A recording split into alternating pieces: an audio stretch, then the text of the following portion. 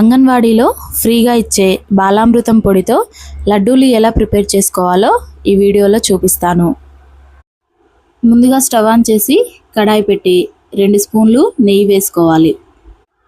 నెయ్యి కొంచెం వేడయ్యాక 2 కప్పుల వరకు బాలామృతం పొడి వేసి కలపాలి.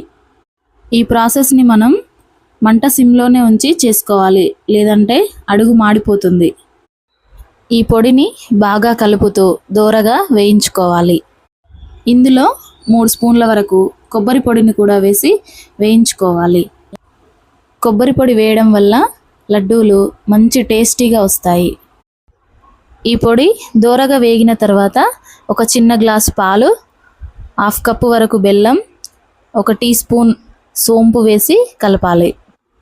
నేను ఇలాచి పొడిని బెల్లంలోనే వేసి కలిపాను.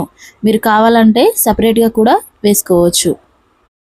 పిండి మొత్తం కలిసేలా పాలను కొద్ది కొద్దిగా పోస్తూ కలపాలి. పిండి అంతా ఒక ముద్దలాగా ఫామ్ అయ్యేంత వరకు కలుపుతూనే ఉండాలి. పిండి కడాయి నుండి సపరేట్ అయ్యాక స్టవ్ ఆఫ్ చేసి దించి కొద్దిసేపు చల్లారనివ్వాలి.